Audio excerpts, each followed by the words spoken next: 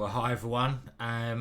As promised, I thought I'd basically go over my other game from the 4NCL at the weekend, my loss from Sunday, and hopefully you'll learn something. I'm playing a very strong player here, so this is the thoughts of me against a strong player, and you might better, get some tidbits of how to improve your own play. And yeah, it's never nice to lose, but my opponent seemed like a really nice guy, by the way, very very jolly. So does that make any better, losing to a nice person? It's better than losing to an arsehole, wasn't it? Excuse my French. But yeah, and I'm playing for Cheddleton, and we're playing against Manx, the top seeds in this team event. And basically before, it was discussed that I needed to try and win because I had the white pieces in this 8-board match, and there was lots of other games where we're outgraded. So it started with me playing d4. I was thinking about some other moves, but went for this one. I wasn't sure what my opponent was going to play in this game. Like I say, Hungarian international master, going to be a grandmaster soon. And I just played some sort of mainline stuff at the start. I just waiting to see what my opponent would go into. And now he played d5, so we're into the Queen's Gambit. I played the main move. I brought my knight out. And again, I wasn't sure what he was going to play here. And his next move took me by surprise, c5. The Tarrasch, semi-Tarrasch opening, which I haven't faced for a long time. Now, generally, this is a very solid way for black to play. It's got a bit of a drawing nature to it because you have a symmetrical position. But it's quite popular, and I've never really looked at it as much as I should do. But I play the main move. I take on d5. The other move's to keep the tension with e3, but this seems like a good option. And now knight takes d5, considered to be best now. This goes into the Tarrasch opening, where white probably has a small advantage, because at some point these two pawns are going to get exchanged, and this is a bit of a weak, isolated pawn. So after here, I had my first long think, because there's two main moves now, and I really wasn't sure which one I was going to play. The move I played in the end was just e3, because one thing you've got to do when you're playing with the white pieces, you've got to be able to steer the game into positions that you want to get. This is what the white pieces is all about nowadays. It's not even about getting an advantage, because getting an advantage is very hard. I think it's about getting positions you want to play in the middle game. So I've got this choice here, and e3 leads to the kind of middle game that we saw, which is an isolated pawn position, which I used to play very well, but I haven't had an isolated pawn position for a long time, and I didn't play it very well in this game. So I'm going to concentrate. I'm going to look at my master method course, where I go over the isolated pawn a lot and relearn some of the things there. Good course on the isolated pawn.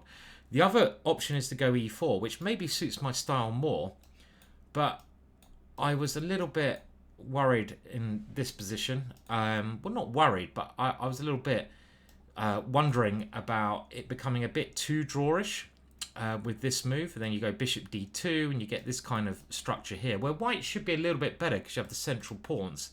And you have ideas to attack here later on. Something like castles, and now the bishop's got to decide where to go to.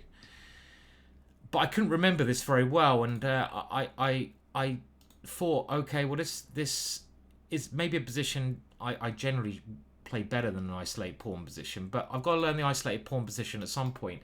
And it's a much more aggressive, this little move, funnily enough, because now we follow the main line. My opponent develops a knight. And let's get rid of that. I now bring my bishop to d3. This is the best square to attack h7 later on. Best diagonal. My opponent castles. I castle. And now a3 is a useful move because it stops the knight coming here. And one idea maybe now is to take on c5. Bishop takes, play b4 at some moment, because knight on c3 is hanging. So my opponent now takes on d4. I take back with a pawn, and we get a standard isolated pawn position. Really important. Again, if you want to get this in a middle game, from black or white, you've got to know all the right ideas, the plans, the maneuvers, which, again, I try to be a bit too creative in this game. I should have just played standard stuff. And I've won some very nice games with isolate pawn, where generally white is the one attacking because of these diagonals, especially the bishop.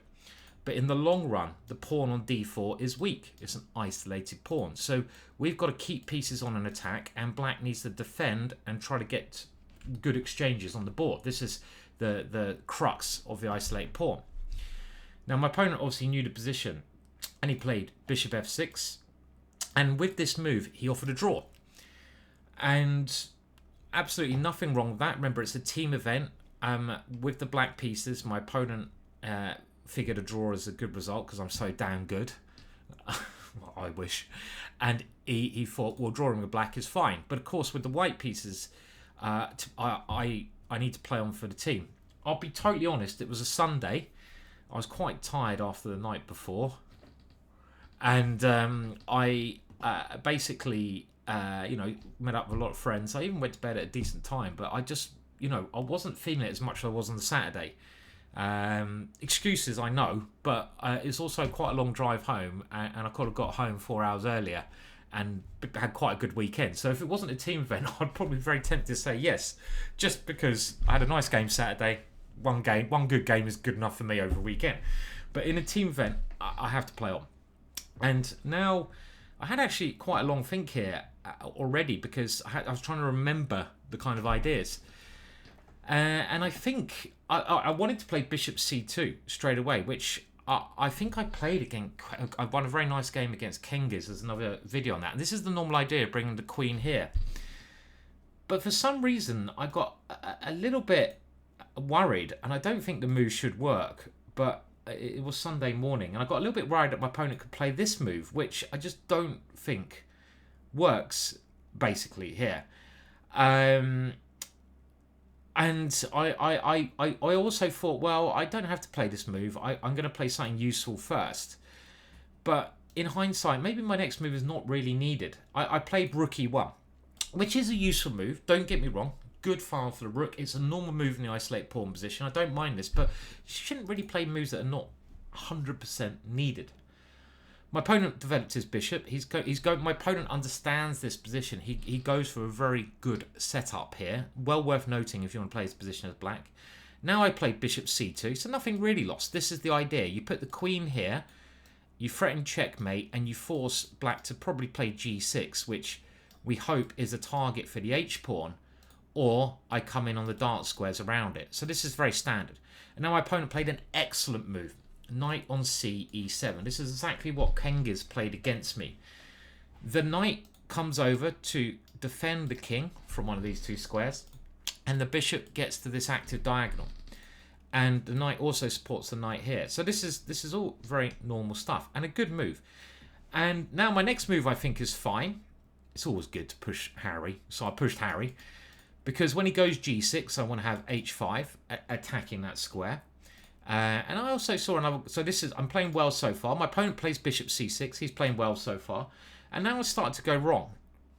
I saw an interesting idea when I should have just continued with queen d3. And this position is roughly even. But like I said earlier on, you as white, you have the luxury of having the first move and steering the position, kind of position you want. And this is the kind of position I prefer to play as white, because I'm attacking. I'm threatening checkmate. Yes, positionally I might be a little bit worse because of this pawn, but I'm going to have the first punt, meaning I'm going to be able to have the first attack here. For example, something like g6, I can now play h5, and I start to open up my opponent's king. I can bring my bishop in, my knights might fly in. I get the first punt. My opponent is fine, but I like attacking. Instead, I played a creative move. I went knight g5. I was seeing, and I kind of knew at the time this probably wasn't right, but I saw some interesting ideas, and I thought, yeah, let's do it. I thought my opponent was going to play g6 now. And in this position, I was now going to probably play h5. And this seemed like a very interesting setup. There might be some sacrifices. My queen might come in, and I don't know, I quite like the look of this. But my opponent played a much better move, and he avoided weakening his king. And he played, I have to say, he played excellently throughout this game. And he played knight to f5, which you know, threatens the pawn, puts the knight on a good square. And I now played a natural move. I brought my queen in, queen to g4. This is one of the ideas, getting the knight out the way. My queen gets nearer my opponent's king. My opponent, again, played a very brave move. He played h6. He's just playing good, brave moves. Now, I was thinking about leaving the knight there, but I didn't really believe it. I mean, there were some crazy ideas, but I couldn't get them to work. I'd love to have my rook on d1 here. If I could put this rook here, my position would be fantastic. But, you know, the bishop on c1 can't come out. My next move is the best. I just bring my knight back, and now there may be ideas of bishop takes pawn. So I was actually quite happy around here still. My opponent kept playing excellently. He now brought the other knight to e7. This is a really, really good maneuver. One knight to e7, then to f5, and then the other knight to e7, because he's getting a very strong defensive setup. And this is well worth remembering. Bring the knight there, and the other knight, you know, comes around, and then it goes like this. It's really, really quite good, because these have worked very well. And look, his bishop's open up, so he's playing very well. And now it gets critical. I played what's probably the best move, knight e4. And my opponent, again, didn't see any ghosts. He played a move which I didn't actually appreciate at the time, because I thought I discounted it. He played the bravest move. Always play the bravest move. If you think it's the best move, bishop takes d4. And this is the first very interesting moment of the game. And I sunk into a long think here. Now, I think this is a good move. Otherwise, I'm going to take this bishop, and I'm going to be doing very well, or something else is going to nasty happen. So he has to take here. So that's the other thing. My opponent, he probably saw that if he does anything else, he's going to get in a bad position. So he might as well play the bravest move. And now I spent most of my remaining time just double checking the move I wanted to play. The move I wanted to play was rook d1. And this leads to a very interesting position. But I had a lot of respect for my opponent, and I thought, what's my opponent planning in this position? And I then saw a very interesting idea. So what is my plan? My plan is basically to try and win this piece. Knight takes here, knight takes, knight f6 check, rook takes here. So let's say he goes rook c8 or something. This is my plan. I take here, he takes, knight f6 check. He has to move his king. Rook takes d4. I win a piece. I win the game, and as simple as that. And this is a nasty idea, and this is quite a strong threat. But then I saw the amazing line h5, and I thought this must be his idea, because he has the following concept.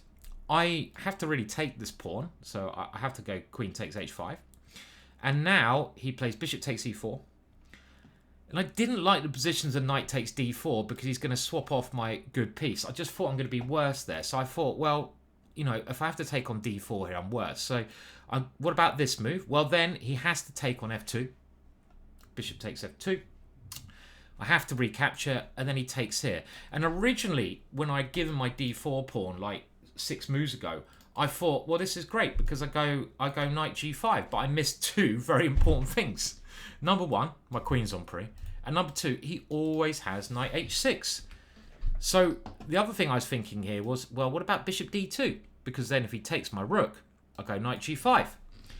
But again, after knight h6, I have nothing here. This one move stops everything. Without knight h6, I'm probably winning here. I mean, he can move his rook, but it should be some nasty attack mate with this. But then I saw another idea here, and this is what I spent all my time. I saw this idea, bishop c3. And I thought, oh, can I get away with this? So how many pieces down am I? I'm pretty much 2 rooks down. And then I kept calculating, what if he plays a move like rook c8? Well, now I play knight g5. And I have a brilliant concept up my sleeve. I'm threatening checkmate. How can he defend that? Well, let's say he goes knight h6 again. Boom! Put that in your pipe and smoke it. Queen takes h6. What a way to finish the game. This checkmate is, he hasn't got any counterplay. And if he takes here, bishop h7 checkmate. And I thought, oh yeah, this is looking good. But then, as well as, by the way, rook c8 is a very bad uncritical move. As well as the idea of playing just f6 here, I suddenly saw he can play queen f1 check. And I was like, whoa, what a move. And then I have to take the queen, knight g3 check, and he's going to be a whole army up. So I spent all my time going back and trying to make something work with this rook d1, but I couldn't get it to work. I couldn't get rook d1, h5 to work for me. I just felt there must be something here, and the computer indicates there's not really anything for me here. So obviously after the game, I said, well, my whole idea was to go rook d1, and of course you play h5, and he was like, no, I was just going to go king h8, and I was like, I was like, and king h8 is not necessarily a bad move, but I clearly, because it stops his knight f6 trick, but I clearly have good counterplay now of a simple developing move like this, because this pin, I'm going to get the bishop pair, I'm going to get some play, I've got enough counterplay here without a shadow of doubt. I might just be able to double up rooks here. I have h5, I can take this at the right moment. You know, this is kind of what I want, yeah? A pawn, I get the bishop pair, I keep the attack. So, so when he said that, I was like, but h5 was a great move, which, yeah, we didn't get around to playing. So this is why I didn't play this move. And you've always got to assume your opponent's going to play the best move. This is a key thing in chess. You won't get better otherwise. So instead, I played knight takes d4. And I didn't want to play this move because after queen takes, again, the best move, I just didn't like my position. And the problem is, I wanted to try some ideas like this, but I thought he's just going to take on the square. And even if I put my bishop here, there's nothing here. The knight on f5. What a great defender. So I couldn't play this. So I played the best move. I played rook b1 with the idea of getting the bishop to b2. Still some play. My opponent, also short time, played rook d8. And now after b4, I'm quite happy again. Because look, this must be a bit of action. But his knights were so good in this game. He took on e4. And now I play bishop takes. I've got the two bishops. His queen comes back. I play h5. That's no problem there. I'm keeping squares. He plays rook here. And now I didn't play the most natural move. I was very short time. And I wanted to play bishop b2. And I should have played this. And I think this is a very adequate compensation for me. I've got the bishop pair. I might better get control of the open file. This was key. I was worried about this one. But I had planned queen here, and now rook d8, and now bishop c3, but I didn't really like rook a2 because obviously he's got a threat here. But this position is actually still very unclear if I find this move, which I did not see. And it seems like I have enough compensation. My bishops are good, and I'm going to at least get an open file now. This could have gone either way, this position. So it's a bit annoyed I didn't stick with the most natural idea. Instead, I played queen f4 first, trying to cover this square, which loses an important tempo. I also wanted to play g4, get rid of that knight, but my opponent played brilliantly now. He played knight d5. I don't really want to swap this knight off, and his knight is so good. I have to move my queen again, and his other rook comes in. I move my bishop, and his other knight comes in. And his knights, they effectively block out my bishops. He's played this very well, considering he only had seconds left for some of these moves. We're in blitz now. I probe this one. I thought even here he has to be a bit careful because I've got a rook coming here. Pressure on the position. But he found some great moves. Knight f6. I missed this move. This was excellent. He attacks my bishop. If he gets rid of one of my bishops, he keeps this strong knight here defended.